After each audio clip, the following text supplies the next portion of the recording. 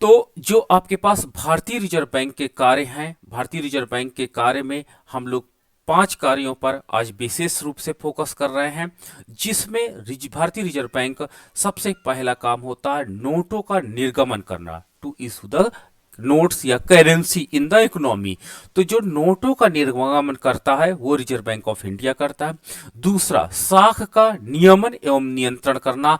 साख का नियमन एवं नियंत्रण करना का मतलब होता है कि जो आपके बैंक है, कमर्शियल बैंक, इंडस्ट्रियल बैंक, आपके पास क्या होता है अदर बैंक जो हैं, उनको कंट्रोल ऑफ क्रेडिट करता है कि उनको बैंक रेट के माध्यम से, रेपो रेट के माध्यम से, रिवर्स रेपो रेट के माध्यम से इकोनॉमी में आपकी मॉनेटरी पॉलिसी को इंप्लीमेंट करना साख का नियमन या नियंत्रण कहलाएगा।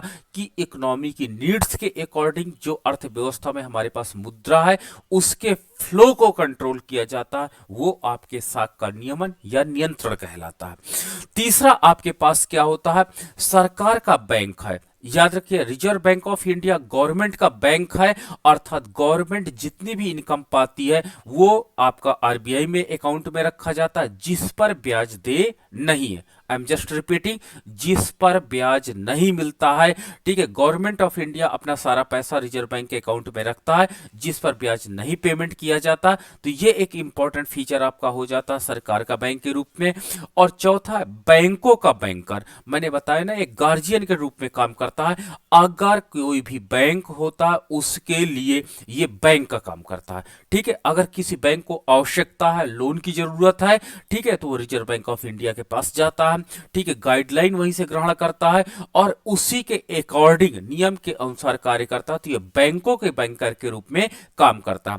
और बैंकिंग व्यवस्था का नियमन एवं नियंत्रण, क्योंकि हम जानते हैं हमारे पास बहुत अधिक बैंक है, अगर हम इनको प्रॉपर रूप से नियमित नहीं करेंगे तो हमारे लिए प्रॉब्लम हो जाएगी और इकोनॉमी में आपकी जो मॉनेटरी पॉलिसी है, मौद्रिक नीति है, वो प्रॉपरली सक्सेस नहीं होगी। इसलिए रिजर्व बैंक ऑफ इंडिया जो होता है वो रेगुलेशन बनाता और उस रेगुलेशन के अनुसार इकोनॉमी ऑपरेट होती है।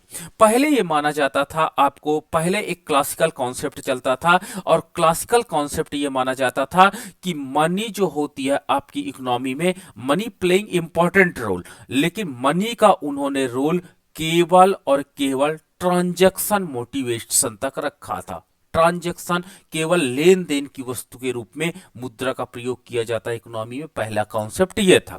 लेकिन बाद में एक फ्रीडमैन आया और फ्रीडमैन ने एक देखा कि मनी का तो बड़ा अच्छा रोल है इकोनॉमी में, और उन्होंने, फ्रीडमैन जब आधुनिक अर्थशास्त्री के रूप में आए, उन्होंने बताया कि जो आपकी इकोनॉमी में मनी होती है वो इकोनॉमी में डेवलपमेंट एजेंट के रूप में काम करती है। तो ये एक प्रकार का वाइड कॉन्सेप्ट डेवलप हुआ और मॉडर्न इकोनॉमिस्टों ने इस कॉन्सेप्ट को डेवलप किया।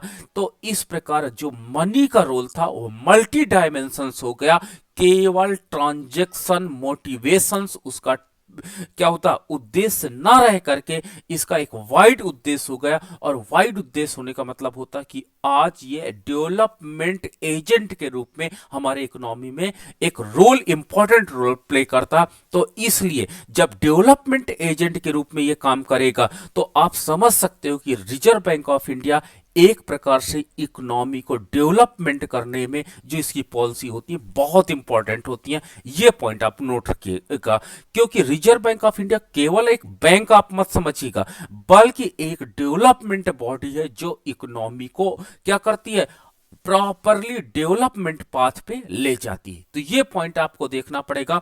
मनी का नैरो आपको नहीं देखना, नैरो दृष्टिकोण नहीं आपको रखनी है कि केवल मनी का प्रयोग हम ट्रांजैक्शन मोटिवेशन के लिए करते हैं और केवल ट्रांजैक्शन एक्टिविटी हमारी समाप्त हो गई तो हमारा बैंक का रोल खत्म। नहीं, आज के वर्तमान परिप्रेक्ष्य में आपने देखा होगा विमुद्रीकरण जो नीतियां अपनाई गई प्रधानमंत्री जी द्वारा, कहीं ना कहीं हमारे पास डेवलपमेंट एजेंट था, डेवलपमेंट का कहीं ना कहीं टारगेट छुपा था और इस पे बहुत अधिक कंट्रोवर्सी हुई, उस पे भी हम लोग चर्चा करेंगे। बट वो कहीं ना कहीं डेवलपमेंट एजेंट को लेकर के हमने बात किया। तो ये 5 पॉइंट आपको मैं बताता हूं कि नोट निर्गमन, ठीक है, साख का नियमन एवं नियंत्रण, सरकार का बैंक एंड बैंकों का बैंकर और बैंकिंग व्यवस्था का निगमन, ये 5 पॉइंट हम आपके साथ डिस्कस करने जा रहे हैं और इन 5 पॉइंट्स को आपको प्रॉपरली देखना है और समझना है। पहला आपके पास होता है, पहला आपका हमने बताया रिजर्व बैंक के प्रमुख कार्य निम्नानुसार है। सबसे पहला है कि जो ये नोट है वो नोट इशू करता है। भारत में 1 रुपए के नोट तथा सिक्कों का निर्गमन गवर्नमेंट ऑफ इंडिया द्वारा किया जाता है। ठीक है, गवर्नमेंट ऑफ इंडिया ये 1 रुपए के नोट तथा सिक्कों का निर्गमन करती है तथा शेष, चाहे 2 रुपए का नोट हो, चाहे 5 का, चाहे 10 का, चाहे 20 का, 50 का, 100 का, 500 का, 1000 का, ठीक है, और 2000 का नोट निर्गमन रिजर्व बैंक ऑफ इंडिया द्वारा किया जाता है। ठीक है, 1 रुपए के नोट तथा सिक्के भी चलन में रिजर्व बैंक द्वारा डाले जाते हैं। अब पॉइंट यहां पे नोट रखिएगा। ठीक है, गवर्नमेंट ऑफ इंडिया 1 रुपए के सिक्के को क्या करती है, प्रेस करती है, पब्लिश करती है। ठीक है, आपका टकसाल से लाती है और उसको ऑपरेट करने की जिम्मेदारी रिजर्व बैंक ऑफ इंडिया को है, जबकि अन्य जो करेंसीज है वो currencies reserve bank of India he press से रिलीज करती है और उनको सर्कुलेशन में भी रिजर्व बैंक ऑफ इंडिया लाती है। लेकिन गवर्नमेंट ऑफ इंडिया 1 रुपए के नोट तथा सिक्के लाने का, पब्लिश प्रेस करने का दायित्व गवर्नमेंट ऑफ इंडिया को है, लेकिन उसको सर्कुलेशन में लाने का दायित्व रिजर्व बैंक ऑफ इंडिया को है। इस प्रकार देश के चलन पर रिजर्व बैंक का नियंत्रण रहता है।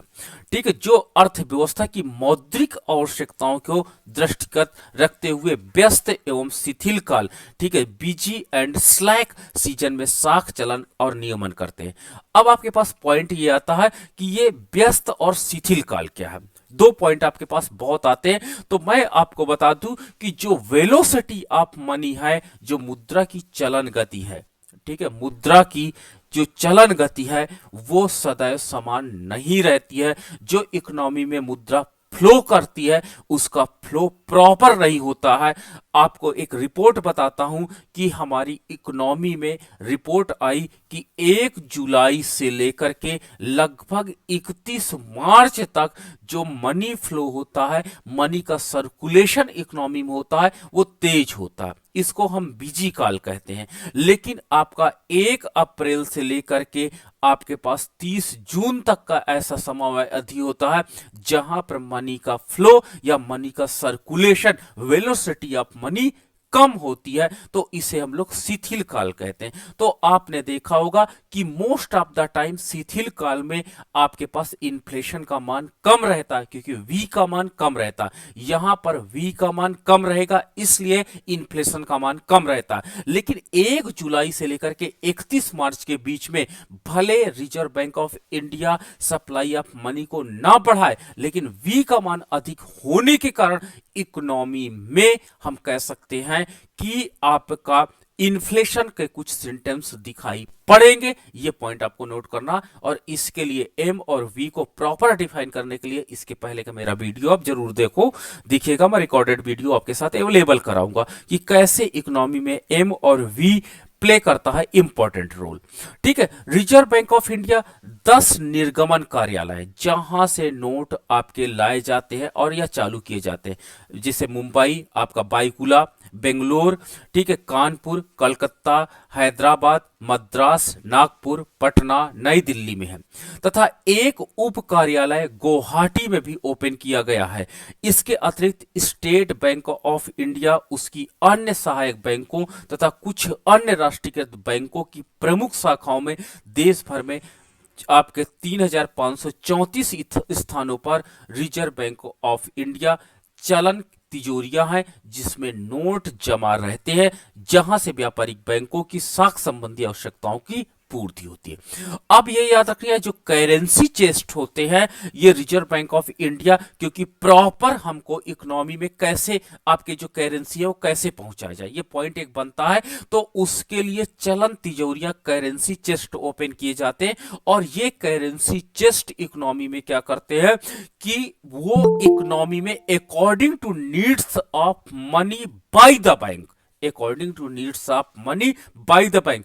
कोई भी बैंक को यदि साख की आवश्यकता पड़ी, मैंने आपको यह एक वर्ड बोला था कि बैंक ये प्रोबेबिलिटी पे काम करता है कि अचानक उसके पास कोई भी व्यक्ति नहीं आएगा, लेकिन सपोज दैट कुछ व्यक्ति पहुंच गए और वो जिद करने लगे कि नहीं मुझे कैश में चाहिए पैसा, तो उसको प्रॉब्लम होती है, तो वो अपनी प्रॉब्लम को कहते हैं, जहां पर व्यापारिक बैंकों की जो साख संबंधी आवश्यकता की पूर्ति रिजर्व बैंक ऑफ इंडिया तुरंत कर देती है। ठीक है, तो इस प्रकार हमारे पास ये 10 निर्गमन कार्यालय है जिसके माध्यम से reserve bank of India economy में मनी फ्लो को क्या करती है, बैलेंस करती है एंड कंट्रोल करती है। दो शब्द का मैं प्रयोग करूंगा, बैलेंस एंड कंट्रोल। ये वर्ड बड़ा इंपॉर्टेंट आपका हो जाता है कि इकोनॉमी में कोई क्राइसिस ना होने पाए मनी का। अगर मनी का क्राइसिस होगा तो लोगों में जो बिलीव है, जो ट्रस्ट है, जो लाइबिलिटीज है बैंक की, उस पे विश्वास उठ जाएगा और कोई भी बैंक के पे विश्वास नहीं करेगा। इसलिए इकोनॉमी में जो करेंसी सर्कुलेशन होता है उसका बैलेंस एंड कंट्रोल करने के लिए आपके पास इन चलन तिजोरियों को, करेंसी चेस्ट को ओपन किए गए हैं। और एग्जाम्स में मैं इसके एग्जाम की दृष्टि से इसको 3 स्टार क्वेश्चन कहूंगा और मोस्ट इंपॉर्टेंट कैटेगरी में कहूंगा। ये एग्जाम्स में कई बार पूछे गए हैं। आगे हम जब पढ़ते हैं, हाँ, भारत में अभी अभी आपने देखा होगा, अभी कुछ मैंने पेपर्स देखे तो पेपर्स में सबसे ज्यादा पूछा गया कि भारत में कौन सी प्रणाली चल रही है। तो भारत पे रिजर्व बैंक ऑफ इंडिया जो न्यूनतम कोष प्रणाली के आधार पे काम कर रही है, मिनिमम रिजर्व सिस्टम, MRS के नाम से जाना जाता। इसके पहले अनुपातिक कोष प्रणाली थी और अनुपातिक कोष प्रणाली के अंतर्गत जितना नोट या करेंसी आपको छापनी होती थी उतना ही आपको गोल्ड का एक रिजर्व रखना पड़ता था, गोल्ड का रिजर्व रखना पड़ता था। अब भारत में आपको बताएं कि जब से फ्रीडमैन आया, फ्रीडमैन ने डायरेक्ट बोल दिया कि जो मनी होता केवल ट्रांजैक्शन मोटिवेशन के लिए काम नहीं करता बल्कि डेवलपमेंट एजेंट है। और इकोनॉमी में जैसे जैसे पॉपुलेशन बढ़ती जाती है नोट्स की डिमांड बढ़ती चली जाती है। अब इतना गोल्ड तो हमारे पास है नहीं, तो गवर्नमेंट ने अनुपातिक प्रणाली को छोड़ा, प्रोपोर्शनेट लॉ को छोड़ा और उसके बजाय 1957 में इन्होंने न्यूनतम कोष प्रणाली अपना लिया। और न्यूनतम कोष प्रणाली के अनुसार भारत में इस समय 200 करोड़ रुपए की विदेशी प्रतिभूतियां एवं स्वर्ण, ये पॉइंट याद रखिएगा, ये एग्जाम्स में सबसे ज्यादा पूछा जाता है। 200 करोड़ रुपए की विदेशी प्रतिभूतियां एवं स्वर्ण रखना पड़ता है और जिसके बदले में आप चाहे जितनी करेंसी प्रेस कर सकते हो, पब्लिश कर सकते हो, सर्कुलेशन में डाल सकते हो, नो प्रॉब्लम। जिसमें से 115 करोड़ रुपए का आपको गोल्ड रखना अनिवार्य है और 85 करोड़ रुपए की प्रतिभूतियां रखना पड़ेगा। प्रतिभूतियां सिक्योरिटीज मनी होती है और इतना अगर आरबीआई के पास अभी इस चेस्ट में है और जितना चाहे वो नोट को छाप सकता है और नोट को छाप करके सर्कुलेशन में डाल सकता है। ठीक है, जब नोट को छापेगा और सर्कुलेशन में डालेगा तो उससे इकोनॉमी में क्या हो जाएगा, आपकी जो नीड्स ऑफ मनी है उसको फुलफिल कर पाएगा। और जो इसका मनी का एक इंपॉर्टेंट रोल है डेवलपमेंट का, वो डेवलपमेंट का रोल क्या हो जाएगा, बाखूबी ये निभा पाएगा। अब आपके प्रश्न मन में वो एक प्रश्न आपके मन में आता है कि सर अगर नोट आरबीआई छाप सकता है तो क्यों नहीं वो छाप देता है ताकि इकोनॉमी की नीड्स को कंप्लीट किया जा सके। जब आपने 200 करोड़ रुपए का रिजर्व कर दिया और कहा कि जितना आप छापना चाहो, तो मैं आपको बता दूं कि अगर RBI reserve bank of India अधिक नोट छाप देगा, ठीक है, अधिक नोट छाप देगा तो उससे इकोनॉमी में मनी का मान बढ़ जाएगा, लोगों के हाथ में करेंसी ज्यादा आ जाएगी। ठीक है, क्योंकि नोट अधिक छापेगा, स्कॉलरशिप अच्छी मिलेगी, आपको वेतन अच्छा मिलेगा, आपको क्या हो जाएगा, लोन अच्छा मिलेगा। तो जब इकोनॉमी में एम का मान बढ़ेगा, सप्लाई ऑफ मनी बढ़ेगी, इसको हम सप्लाई ऑफ मनी कह सकते हैं।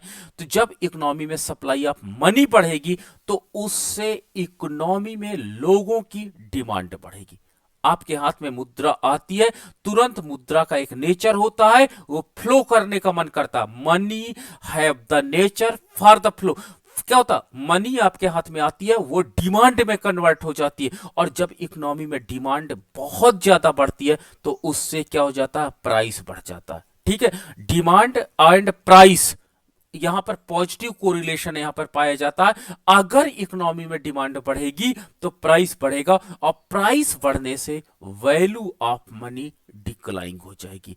और आपको अगर आरबीआई ने ज्यादा नोट या करेंसी छाप दिया तो हो सकता है कि आज 20 रुपी केजी का जो आलू मिल रहा है वो शायद 200 रुपी केजी का आलू मिलने लगेगा। मींस आपकी इकोनॉमी में वैल्यू ऑफ मनी बहुत डिक्लाइन कर जाएगी, और आपको जिम्बाब्वे जैसी कंडीशन फेस करनी पड़ेगी जहां पर सर्कुलेशन में नोट आपको 5000 के नोट भी पब्लिश करने पड़ सकते हैं।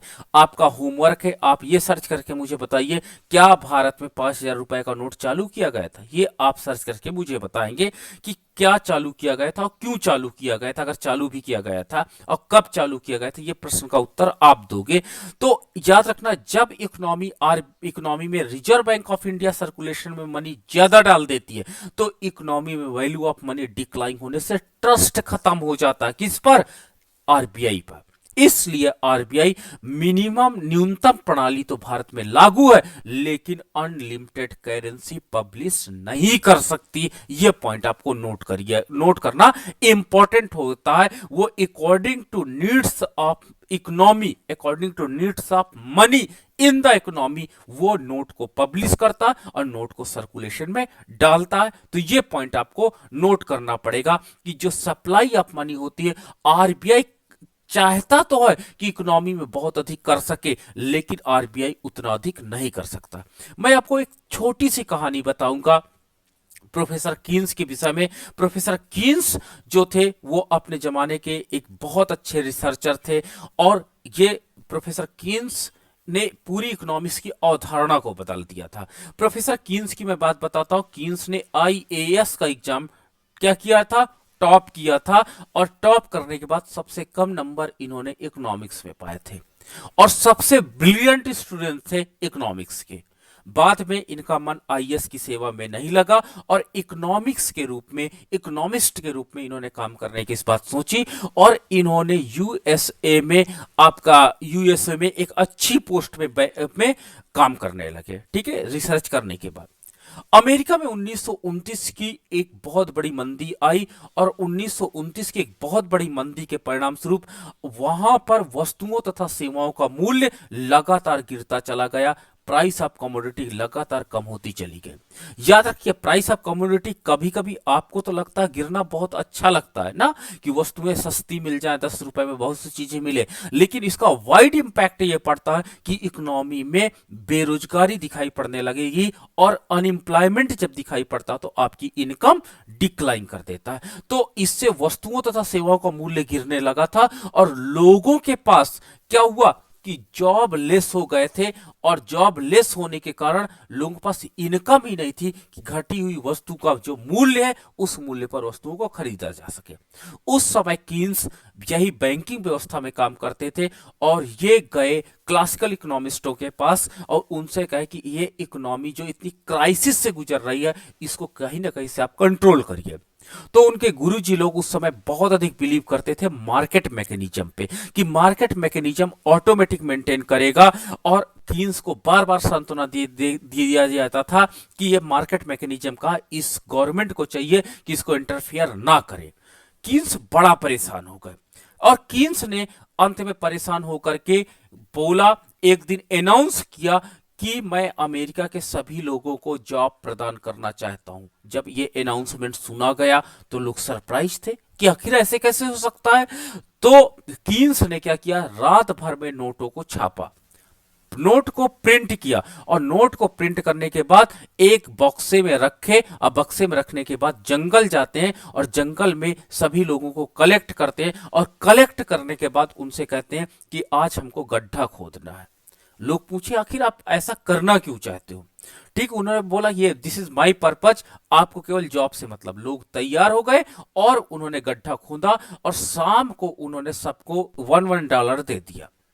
सभी व्यक्तियों को पैसे की नीड्स थी क्योंकि एम्प्लॉयमेंट लेस थे, 5-6 साल इकोनॉमी में हो गए थे, उनको जॉब नहीं मिली थी और वो पैसा लेकर के कहां पे पहुंचे, मार्केट में पहुंचे, क्योंकि उनके फैमिली को कपड़े की नीड थी, उनकी फैमिली को आपके पास फूड ग्रेन की नीड्स थी, उनके फैमिली को सारी नीड्स थी और उन नीड्स को फुलफिल करने के लिए गए और इकोनॉमी में देखे अचानक डिमांड जनरेट हो गई थी।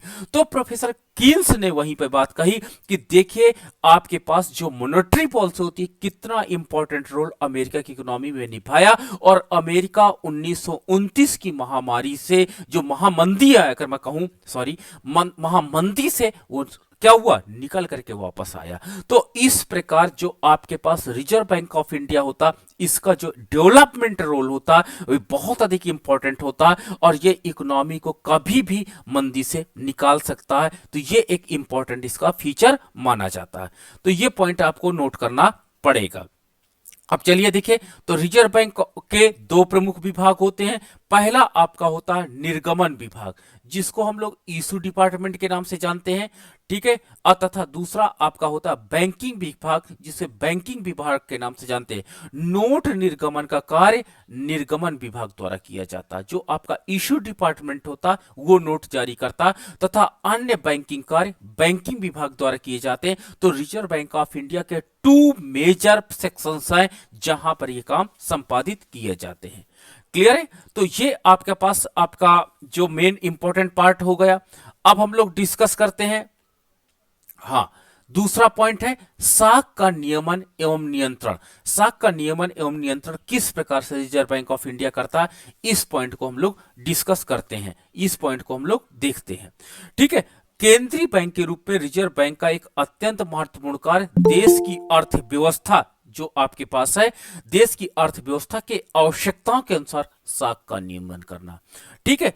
आपको देखो यहां पर एक टेक्निकल वर्ड है, आवश्यकता के अनुसार साख का क्या था, नियमन करना। अर्थात एक हम कह सकते according to needs of economy, जो इकोनॉमी में जरूरत होती जितनी मुद्रा की, उतनी मुद्रा को सर्कुलेशन में, उतनी मुद्रा को सर्कुलेशन में रखा जाता है, ठीक है।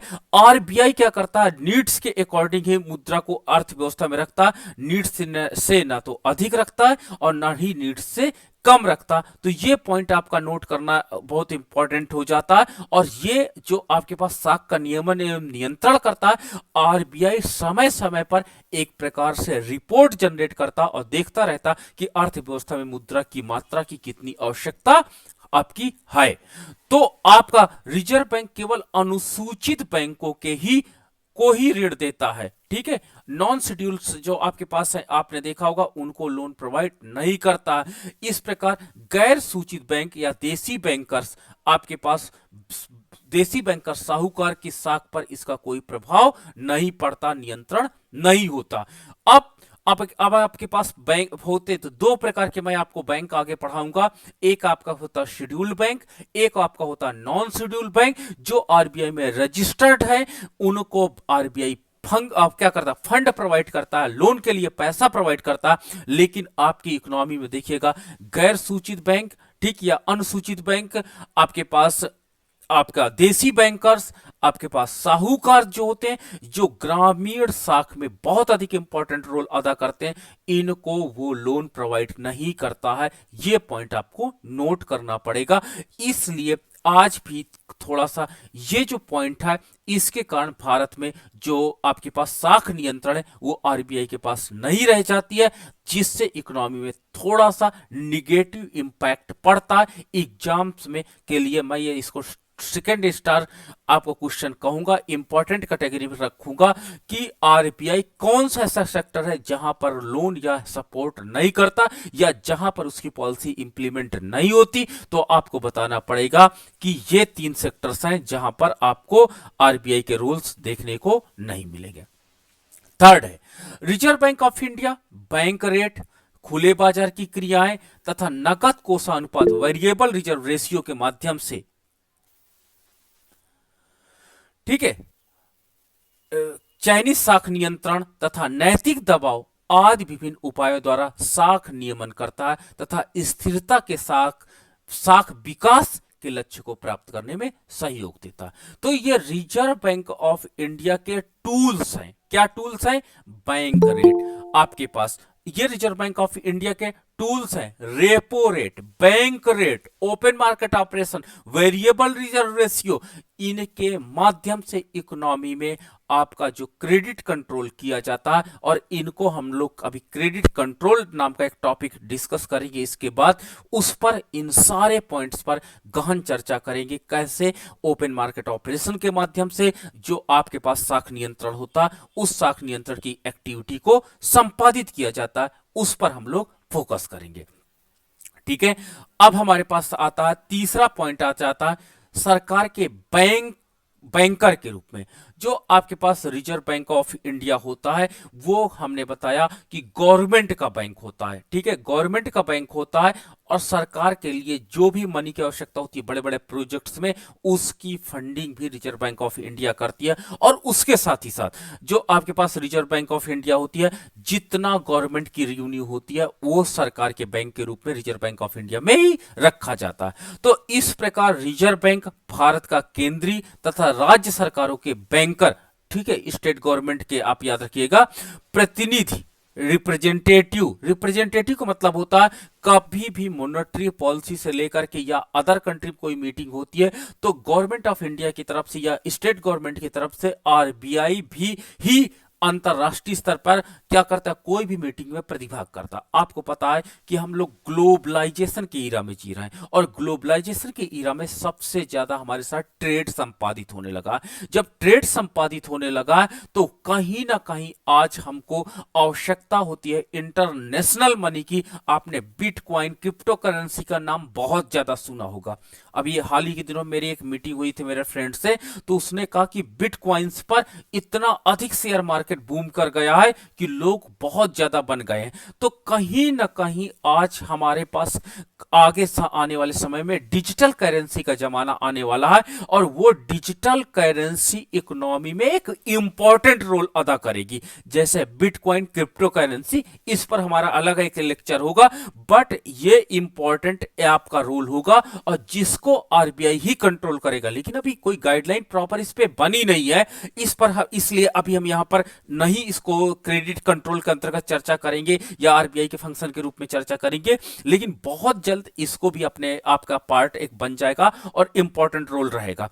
तो इस प्रकार जो रिप्रेजेंटेटिव होता है, जो आपका मॉनेटरी पॉलिसी से रिलेटेड, मनी से रिलेटेड, उसमें गवर्नमेंट ऑफ इंडिया या स्टेट गवर्नमेंट की तरफ से रिजर्व बैंक ऑफ इंडिया ही प्रतिभाग करेगा। एंड एडवाइजर के रूप में भी काम करता। एडवाइजर के रूप में कभी कभी कोई प्रोजेक्ट्स होते हैं और इकोनॉमी में अगर इन्फ्लेशन बहुत अधिक है तो रिजर्व बैंक ऑफ इंडिया साफ साफ गवर्नमेंट से कहता है कि आपको अभी मेजर प्रोजेक्ट्स रोकने पड़ेंगे, नहीं तो इकोनॉमी में सप्लाई ऑफ मनी बढ़ेगी, और सप्लाई ऑफ मनी बढ़ने से इकोनॉमी में प्रॉब्लम आएगी। तो इस प्रकार देखिए, तीन इंपॉर्टेंट रोल मैंने आपके साथ डिस्कस किया, सरकार के बैंकर के रूप में, प्रतिनिधि के रूप में एंड परामर्शदाता के रूप में।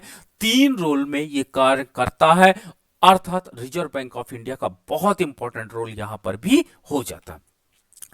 यह बैंक केंद्रीय एवं राज्य सरकारों की समस्त आय जमा करता है। यह इंपॉर्टेंट फीचर आपका होगा।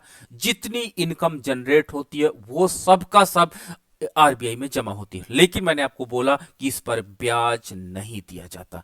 ठीक है, व्ययों का भुगतान करता है, जितना इन सरकारों के द्वारा व्यय किया जाता है इसका पेमेंट करता है, तथा सार्वजनिक ऋण, पब्लिक डेप्ट की भी व्यवस्था करता है। कभी कभी गवर्नमेंट ऑफ इंडिया को या स्टेट गवर्नमेंट के पास क्या होता, पैसे नहीं होते, तो ये क्या करता है, पब्लिक डेप्ट लेता है, सार्वजनिक उधार लेता है। और कहां से उधार लेता है, या तो घरेलू बाजार से उधार लेता है, घरेलू बाजार से उधार लेता, या ये अंतरराष्ट्रीय बाजार से उधार लेता। ये पॉइंट आपको नोट करना पड़ेगा कि जब आपके पास पैसे की कमी हो जाती है तो रिजर्व बैंक ऑफ इंडिया उधार लेता है, और उधार लेकर के गवर्नमेंट ऑफ इंडिया को या स्टेट गवर्नमेंट्स को प्रदान करता है, ताकि इकोनॉमिक एक्टिविटी प्रॉपर रूप से संपादित होती रहे। ठीक है, अगला पॉइंट इसी के हम पार्ट बनते हैं कि रिजर्व बैंक ने 8 स्थानों पर अपने सार्वजनिक लेखा विभाग कार्यालयों को पब्लिक अकाउंट डिपार्टमेंट तथा अन्य स्थानों पर अपने प्रतिनिधि के रूप में स्टेट बैंक के माध्यम से केंद्र तथा राज्य सरकारों के कोषालयों और नियमों तथा महालेखाकार के आदेशों के अनुसार राजस्व की प्राप्तियों एवं भुगतान का कार्य करता। ये पॉइंट आप याद रखिएगा कि जहां जहां पर रिजर्व बैंक ऑफ इंडिया के कार्यालय नहीं है वहां पर स्टेट बैंक ऑफ इंडिया के माध्यम से अपने कार्य को संपादित करता है तथा उसका हिसाब किताब संबंधित सरकार को भेजता है। 1000 अरब रुपए से अधिक सरकारी लेन देन रिजर्व बैंक निःशुल्क करता है, किंतु इसके बदले वो सरकारी जमा राशि पर कोई भी ब्याज नहीं देता है।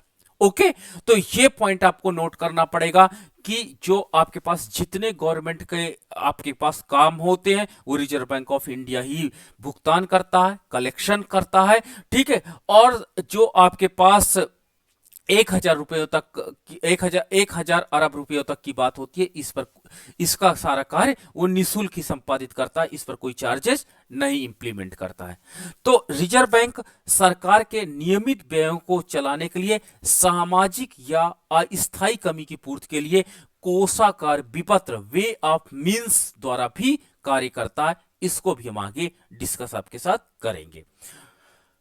आगे आपके रिजर्व बैंक को सरकार के लिए सार्वजनिक ऋण पब्लिक डेप्ट की व्यवस्था करता है। मैंने आपको बताया कि यह डेप्ट आपके पास घरेलू बाजार से या अंतरराष्ट्रीय बाजार से, दोनों बाजार से हो सकता है, जिससे रिजर्व बैंक ऑफ इंडिया उधार लेता है और गवर्नमेंट को देता है ताकि इकोनॉमी प्रॉपरली ऑपरेट हो सके, जिसके अंतर्गत वो सरकार के लिए जनता से ऋण लेने, ऋण का लेखा रखने तथा मूलधन एवं ब्याज का भुगतान करने का दायित्व आपके पास किसके होता है?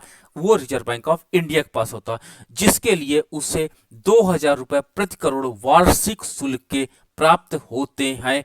ये पॉइंट आपका यहां से इंपॉर्टेंट आपका बन जाता है, मोस्ट इंपॉर्टेंट कैटेगरी में हो जाता है कि जो पब्लिक डेट लेता या उसका प्रबंधन करता उसके लिए रिजर्व बैंक ऑफ इंडिया क्या करता है, तो 2000 रुपए प्रति करोड़, ठीक है, वार्षिक शुल्क के रूप में ये चार्ज करता है ताकि वो आपका जो पब्लिक डेप्ट है उसको मैनेज कर सके।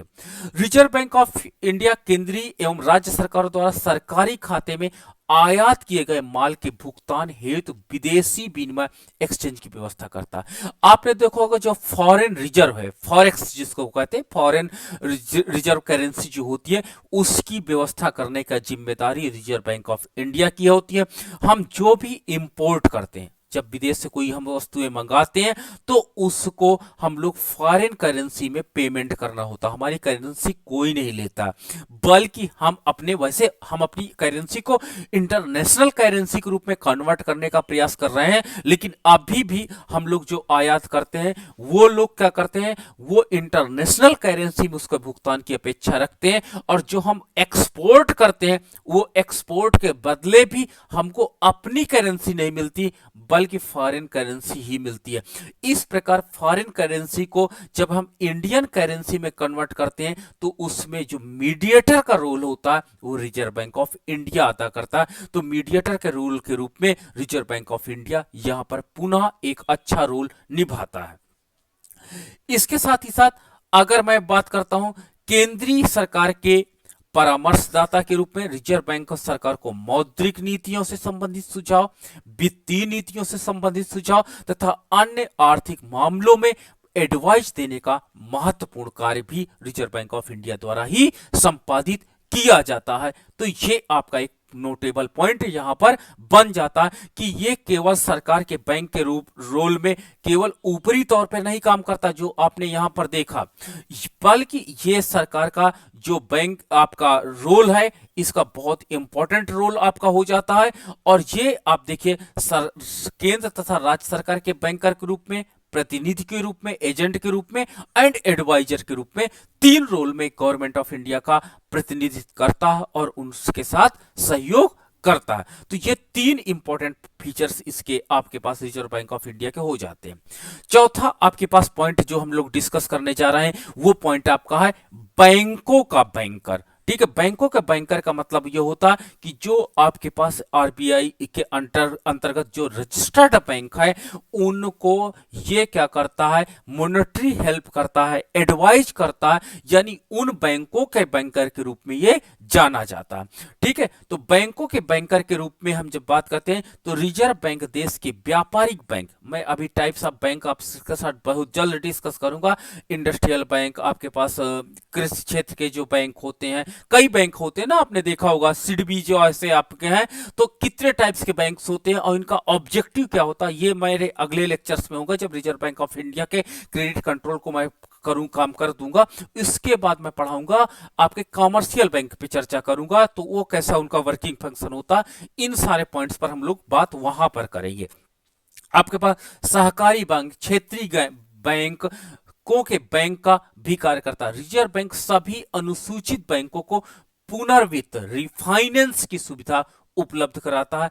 रिजर्व बैंक अनुसूचित बैंकों के नकद कोष को जमा रखता, मैंने आपको वर्ड बोला CRR, कहां होता, रिजर्व बैंक ऑफ इंडिया के पास जमा होता है। तो नकद कोष को, कैश रिजर्व को जमा रखता है और उनके विनिमय विपत्रों को बट्टे पर भुनाता है तथा सरकारी प्रतिभूतियों के प्रत्याभूतन पर उन्हें ऋण भी प्रदान करता है कि अगर वो गवर्नमेंट सिक्योरिटीज उनके पास लेकर के आते हैं और उनको अगर लोन की आवश्यकता होती है तो उन सिक्योरिटी पेपर के बदले में उनको लोन प्रोवाइड किया जाता है, और वो लोन कौन देगा, रिजर्व बैंक ऑफ इंडिया उन्हें प्रदान करेगी। रिजर्व बैंक प्रथम श्रेणी के व्यवसायिक विनिमय विपत्रों को क्रय विक्रय एवं पट्टे पर भुनाने का कार्य करता है, जिनकी अवधि 90 दिनों की होती है। तो 90 दिनों की जो आपके पास अवधि होती है, उन 90 दिनों में जो आपके पास प्रथम श्रेणी के बिल होते हैं उनको क्या करते हैं, भुनाने का काम ये करते हैं। ठीक है। ये भी हम पॉइंट क्रेडिट कंट्रोल के अंतर्गत देखेंगे जब इसके बाद का टॉपिक चलेगा। ठीक है। व्यस्त मौसम, जो आपका मैंने बताया ना, बिजी सीजन होता, दो आपका होता, एक कूल सीजन यानी जहां पर मनी फ्लो कम होती है, और बिजी सीजन जहां पर मनी फ्लो बहुत होती है। और याद रखिए भारत में जितने फेस्टिवल होते हैं, सच एज आपके पास दीपावली फेस्टिवल है, यहां पर मनी की जो डिमांड होती है वो सबसे ज्यादा होती है। और मनी की डिमांड ज्यादा होने के कारण क्या होता है कि इकोनॉमी में सर्कुलेशन ऑफ मनी भी ज्यादा नीड्स होती है। मैं समस्त व्यापारिक एवं सहकारी बैंकों को वित्तीय आवश्यकताएं अधिकांश रिजर्व बैंक ही पूरी करता है। तो ये पॉइंट आपको नोट करना पड़ेगा। ठीक है। अब अगला हमारे पास पॉइंट जब डिस्कस करते हैं कि बैंकिंग व्यवस्थाओं का नियमन और नियंत्रण, जितने आपके पास बैंक्स काम करते हैं उन बैंकों को रेगुलेशन का काम और उनके कंट्रोल का काम, बैंकिंग सिस्टम का काम भी रिजर्व बैंक ऑफ इंडिया करता है। और ये रिजर्व बैंक ऑफ इंडिया इनकी हर एक एक्टिविटी पर नजर रखता है ताकि इकोनॉमी में कोई भी मनी टर्म में करप्शंस या क्या होता मिस रेगुलेशन जैसी एक्टिविटी ना होने पाए। इसके लिए सबसे पहले वो लाइसेंस जारी करता है, कौन, रिजर्व बैंक ऑफ इंडिया। ऐसे आप बैंक ऑपरेट नहीं कर सकते हो, आपको एक निश्चित गाइडलाइन के अंतर्गत काम करना होगा, और एक निश्चित गाइडलाइन के अंतर्गत आपको जब काम करना होगा तो आपको लाइसेंस लेना पड़ेगा। तो भारत में स्थापित होने वाले प्रत्येक बैंक को रिजर्व बैंक ऑफ इंडिया से लाइसेंस प्राप्त करना अनिवार्य होता है, जिसके लिए उसे निर्धारित शर्तें पूरी करनी पड़ेगी। लाइसेंस प्राप्त कर लेने के पश्चात यदि कोई बैंक, ठीक है, अनियमितता करे, जैसे आपने कल रात में हेल्दी चर्चा हम लोग किए थे अनियमितता पर, तो या शर्त भंग करे तो पूर्व चेतावनी देकर रिजर्व बैंक ऑफ इंडिया उसका लाइसेंस निरस्त कर देती है। ठीक है। तो ये अगर आपका बैंक आपकी इकोनॉमी के अकॉर्डिंग काम नहीं कर रहा, आपने देखा होगा कुछ बैंक्स कहते हैं हम 1 साल में आपका पैसा डबल कर देंगे, कहीं ना कहीं आप रेगुलेशन से अलग काम कर रहे हो। क्यों? क्योंकि इतना रिटर्न तो कहीं पे है नहीं, यानी आप कंज्यूमर को कंफ्यूज कर रहे हो, जिसके परिणाम स्वरूप आपके ऊपर पेनाल्टी लगा सकता है। तो ये सारे पॉइंट्स आपने देखा होगा।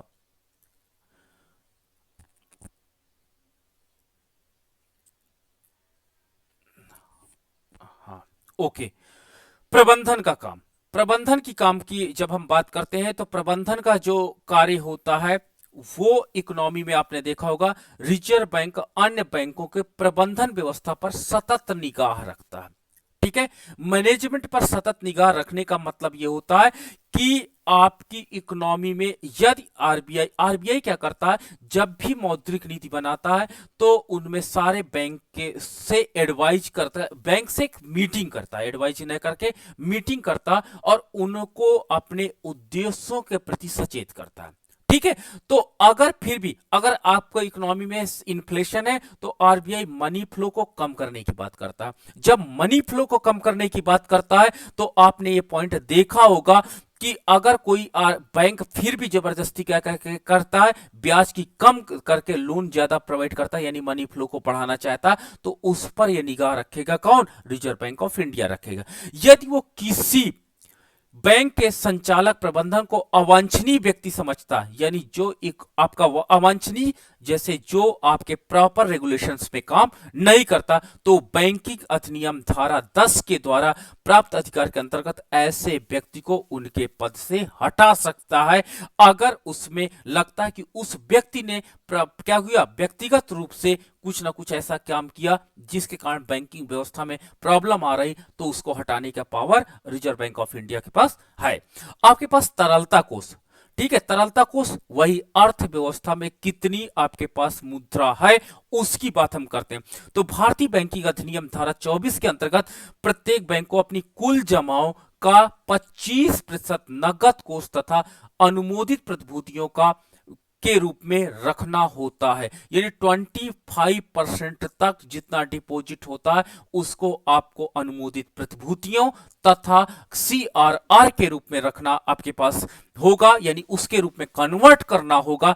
इस प्रकार अनुभूति बैंकों के द्वारा अपने कुल दायित्व का कम से कम 3% कोष रखना अनिवार्य होता है। ठीक है, ताकि कोई भी ग्राहक की जो आवश्यकता होती है उन ग्राहक की आवश्यकताओं को पूरा किया जा सके। अगला, अनुसूचित बैंकों को अपने कोष रिजर्व में तथा अन्य बैंकों को अपने पास अथवा यदि वो चाहे तो रिजर्व बैंक के पास रखने होते हैं। अनुसूचित बैंकों की जमा पूंजी पर तरल कोषों का प्रतिशत आवश्यकता अनुसार बढ़ाया जा रहा है। ठीक है, तो जरूरत पड़ने पर तरलता की मात्रा अर्थव्यवस्था में बढ़ाई या घटाई जा सकती है, यह रिजर्व बैंक ऑफ इंडिया निर्धारित करता है। शाखा विस्तार, आपने देखा होगा कि जो ब्रांच आपके पास बैंकों की ओपन होती है, वो जब भी आप ओपन करेंगे तो आपको शाखा ओपन करने के पूर्व रिजर्व बैंक ऑफ इंडिया से अनुमति लेना अनिवार्य है। तो किसी भी बैंक को अगर आप किसी भी भाग में अपनी कोई भी ब्रांच डालना चाह सकते हैं, तो ऐसा नहीं कि आपने लाइसेंस ले लिया चाहे जितने ब्रांच ओपन करते जाइए, आपको प्रत्येक ब्रांच जो ओपन आप करते हो उसके लिए आपको रिजर्व बैंक ऑफ इंडिया से अनुमति लेना अनिवार्य बनेगा। अगला पॉइंट आपके पास हो जाता है निरीक्षण का कार्य। ठीक है, निरीक्षण का कार्य का मतलब होता है ऑडिट। ऑडिट का मतलब होता है कि भारतीय बैंकिंग अधिनियम धारा 35 के अंतर्गत रिजर्व बैंक को निरीक्षण संबंधी व्यापक अधिकार प्राप्त है, जिसके अंतर्गत रिजर्व बैंक किसी भी बैंक की पूंजी, कोष, नकद राशि, ऋण एवं उनकी प्रतिभूतियां, प्रबंधन एवं व्यवस्था आदि की पूर्ण जांच कर सकता है। यह पॉइंट आप देखिएगा। ठीक है, कितना आपने लोन दिया, कितना सीआरआर है, कितना आपके पास वर्तमान में कोष है, कितना सिक्योरिटी पेपर में आपने लगाया, यदि कोई अनियमितता हो तो उसे एक निर्धारित समय में दूर करने की चेतावनी दे सकता कि आपके यहां कुछ गड़बड़ी मुझे दिखाई पड़ रही है, तो यह रिजर्व बैंक ऑफ इंडिया उनको इंटीमेशन भेज देता है। यदि फिर भी सुधार ना हो तो रिजर्व बैंक ऑफ इंडिया उसे सुधार हेतु एक अधिकारी नियुक्त करता है, और वो अधिकारी जाता और सुधार हेतु क्या करता है, एक्ट करता, अपना कोई कार्य संपादित करता। यदि सुधार की कोई संभावना प्रतीत नहीं होती तो reserve bank of India liquidation अथवा विलय मर्ज कर देता है कि नहीं, अब आपके साथ प्रॉब्लम ज्यादा हो रही है, आपको किसी अन्य बैंक के साथ हम चलो मर्ज कर देते हैं ताकि यह प्रॉब्लम सॉल्व हो। ठीक है, अवसायन एवं विलयन, लिक्विडेशन एंड मर्जर, आपने देखा होगा कि हाल ही के दिनों में कितने बैंक मर्ज किए गए, तो कहीं ना कहीं बैंकिंग रिफॉर्म का एक पार्ट आता है कि जो बैंक अपनी पूरी दक्षता से कार्य नहीं करते हैं उनको क्या करता है, लिक्विडेशन एंड मर्जर का activity reserve bank of India द्वारा अपनाई जाती है, और इसके अंतर्गत क्या होता है कि बहुत अधिक मात्रा में, ठीक है, बैंकों के साथ ये एक्टिविटी अपनाने का तात्पर्य यही होता कि इनकी जो वर्किंग एफिशिएंसी होता इसको एनहेंस करना होता है। रिजर्व बैंक बहुत अधिक बिगड़ी आर्थिक स्थिति वाले बैंकों को अवसायन हेतु बैंकिंग अधिनियम की धारा 38 के अंतर्गत न्यायालय को आवेदन कर सकता, जिनकी आर्थिक स्थिति अपेक्षाकृत बेहतर है, उनकी नियमित व्यवसाय 6 माह के लिए बंद करके कहते हैं आपके किसी सुदृढ़ बैंक के साथ उनका मर्जर करके योजना बनाई जा सकती है। तो ये कहीं ना कहीं बैंकिंग रिफॉर्म का पार्ट आता है, और जो हम लोग ये मर्जर का काम करते हैं, इसके द्वारा हम उसकी क्या कहते हैं उसको पुनः सुधारने का प्रयास करते हैं। इस प्रकार निर्बल एवं अलाभप्रद बैंकों को सुदृढ़ बैंकों के साथ विलयन की योजना द्वारा रिजर्व बैंक द्वारा देश की बैंकिंग व्यवस्था को बल प्रदान करना होता। रिजर्व बैंक नियमित रूप से सभी बैंकों के अंतिम खाते प्राप्त करता तथा उनकी आर्थिक स्थितियों एवं प्रगति पर सतत निगाह रखता है। तो ये आज हमारे पास 5 पॉइंट थे जो हमने रिजर्व बैंक ऑफ इंडिया के जो मेन वर्किंग फंक्शन थे आपके साथ